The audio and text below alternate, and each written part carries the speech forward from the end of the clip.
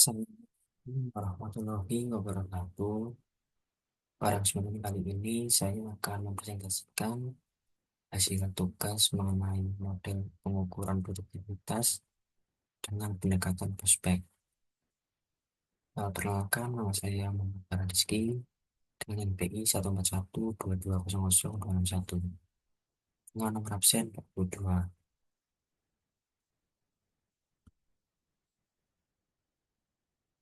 Ini adalah data keuangan perusahaan saya, ada 13 bulan dan ada 6 aspek. Yang pertama, aspek produksi meliputi penampilan bersih dan HPP. Lalu yang kedua, aspek organisasi meliputi nilai tambah dan biaya umum. Yang ketiga, aspek penjualan meliputi laba kotor dan biaya penjualan. Yang keempat, aspek produk meliputi laba kotor dan biaya langsung. Selanjutnya, aspek tenaga kerja meliputi laba kotor dan gaji total. Lalu yang terakhir, aspek modal meliputi pendapatan bersih dan modal. Berikut ini adalah rasio produktivitas aspek produksi. Pada tabel pertama ini adalah tabel mengenai data mengenai aspek produksi. Lalu yang kedua ini adalah data mengenai perhitungan rasio produktivitas produksi. Ini untuk caranya adalah membagi pendapatan bersih dibagi dengan HPP. Lalu pada tabel yang ketiga ini adalah ringkasan dari perhitungan rasio produktivitas produksi. Berikut ini adalah grafik rasio produktivitas produksi. Bisa dilihat dari analisis grafik. Yang pertama, rasio produktivitas produksi tertinggi adalah 1,78 di bulan Agustus. Lalu yang kedua, rasio produktivitas produksi terendah adalah 1,19 di bulan Mei. Dan yang terakhir, rasio produktivitas produksi tengah-tengah adalah 1,39 di bulan April dan November. Indeks produktivitas aspek produksi. Pada gambar yang pertama ini adalah rumus dari indeks produktivitas atau IP periode saat ini. Rumusnya adalah rasio produktivitas saat ini dibagi rasio produktivitas dasar dikali 100%. Pada tabel yang kedua ini adalah tabel mengenai indeks produktivitas atau IP produksi. Caranya adalah dengan membagi rasio produktivitas saat ini 1,29 dibagi dengan rasio produktivitas dasar dibagi dengan 1,29 lalu dikali 100%. Maka hasilnya adalah 100.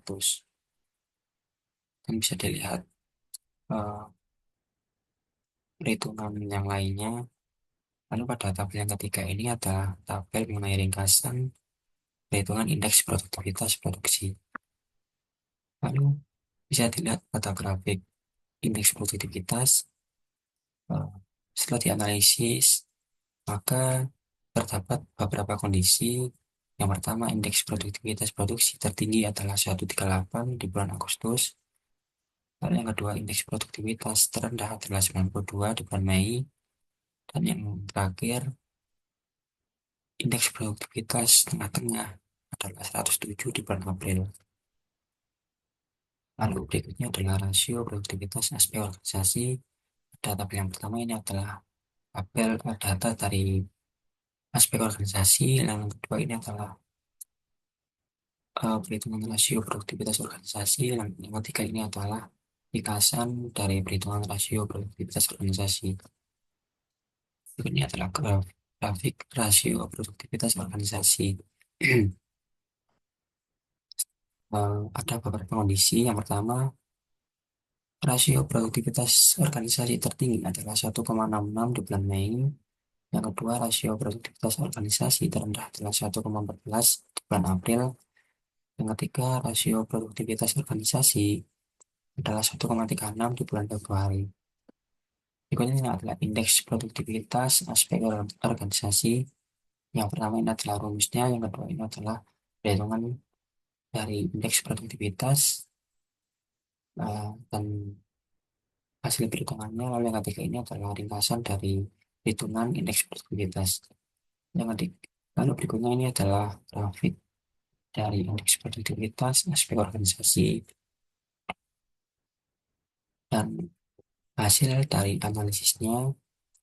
Yang pertama, indeks produktivitas tinggi adalah 144 di bulan Mei, rendah 99 di bulan April, dan tengah-tengah adalah 119 di bulan Februari.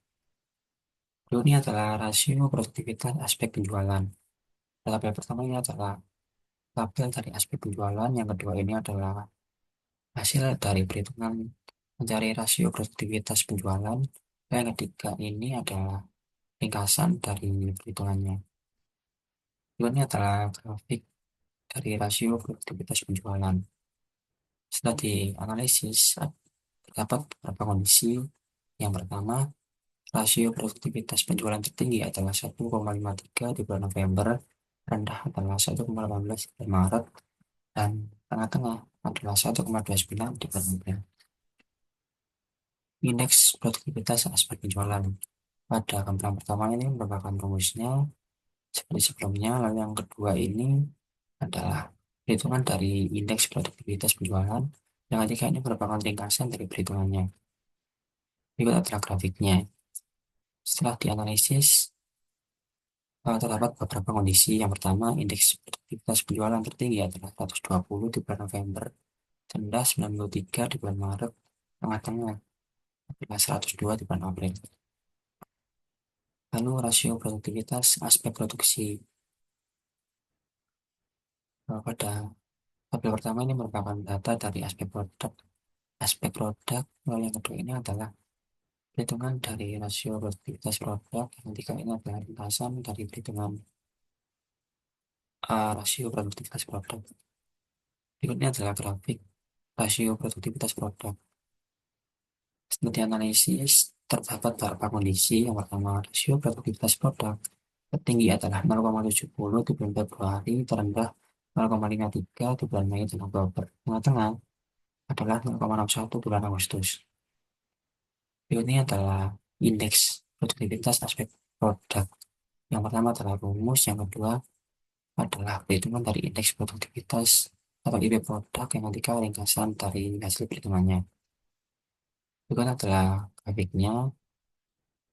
Eh, Terdapat beberapa kondisi. Yang pertama, indeks produktivitas produk tertinggi adalah 100 di bulan Januari, Februari, dan Juli. Terendah adalah 77 di bulan Mei dan Oktober. Dan tengah-tengah adalah 88 di bulan Agustus. Ini adalah rasio produktivitas aspek tenaga kerja. Yang pertama ini adalah tabel mengenai aspek tenaga kerja. Yang kedua adalah hitungan dari rasio produktivitas tenaga kerja. Lalu yang ketiga ini adalah hasil ringkasan dari perhitungannya.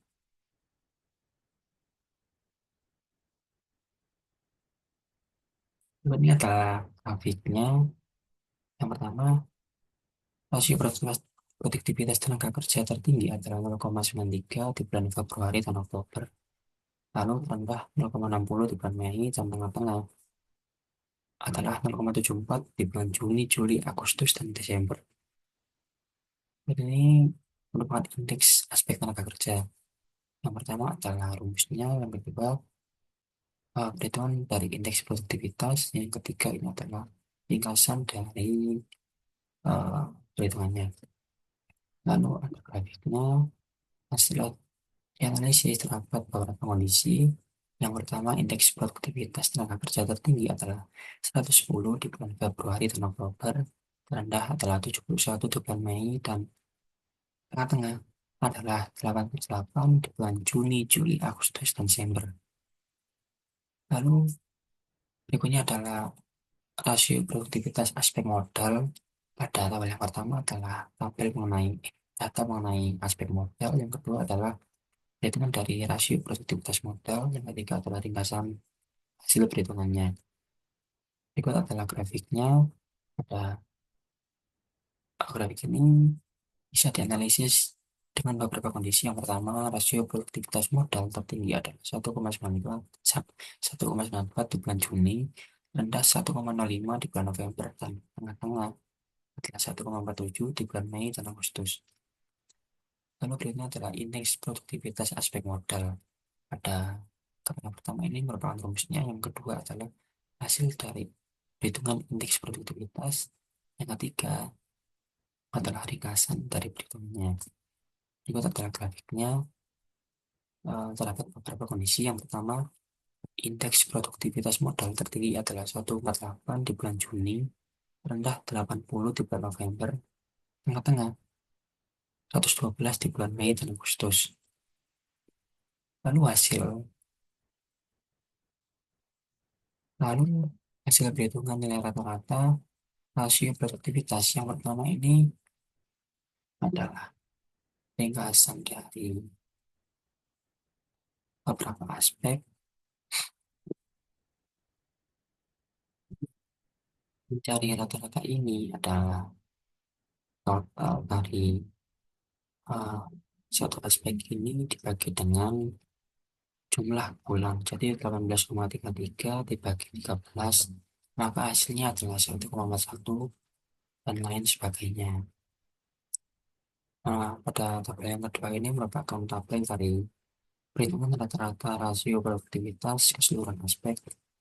Pada yang ketiga ini merupakan grafik dan terdapat beberapa kondisi. Yang pertama, rata-rata rasio produktivitas keseluruhan aspek tertinggi adalah 1,41 pada aspek produksi dan modal. Yang kedua, aspek rendah adalah 0,01 pada aspek produk, dan tengah-tengah adalah 1,35. Lalu berikut ini adalah hasil perhitungan rata-rata indeks produktivitas. Yang pertama ini adalah eh, data dari keseluruhan aspek, sama seperti yang sebelumnya. Untuk dari rata-rata ini adalah pertama membagi total dari satu aspek ini dibagi dengan jumlah bulan. Jadi 1,19 dibagi 13, maka hasilnya adalah 109,15 dan lain sebagainya. Lalu pada tabel yang kedua ini merupakan tabel dari ringkasan perhitungan rata-rata indeks produktivitas keseluruhan aspek. Yang ketiga adalah grafiknya. Terdapat beberapa kondisi. Yang pertama, rata-rata indeks produktivitas keseluruhan aspek tertinggi adalah 119,46 pada aspek organisasi, rendah adalah 88,31 pada aspek produk, lalu yang tengah-tengah adalah 105,77.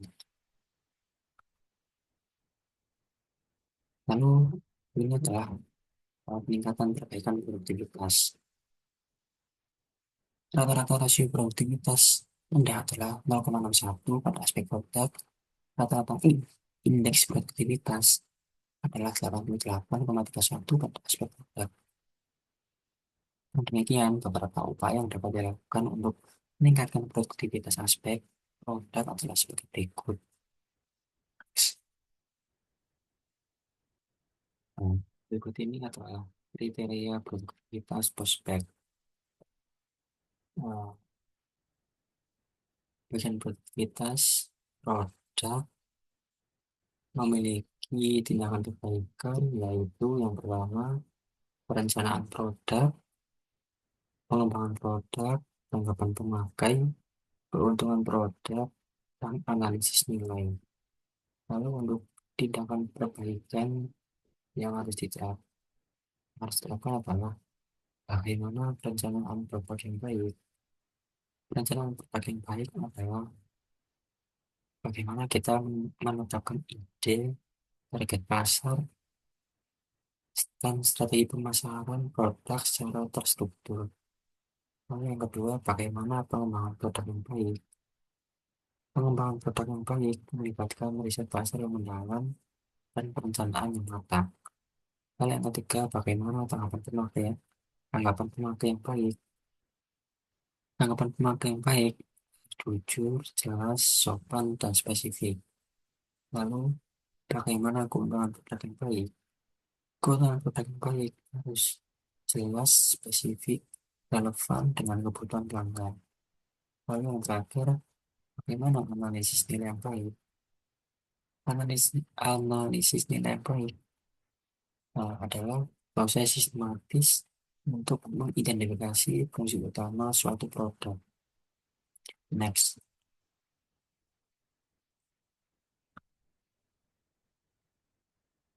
Lalu kesimpulannya adalah uh, jadi bisa disimpulkan dari data perusahaan di atas terdapat tindakan perbaikan yang harus dilakukan pada bagian rasio produktivitas produk dan pada bagian indeks produktivitas produk agar perusahaan bisa tetap berjalan dan bisa bersaing di pangsa pasar.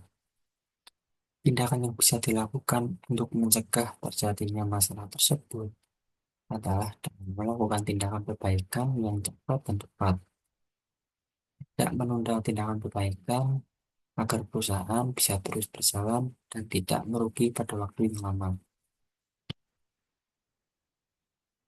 Sekian presentasi dari saya.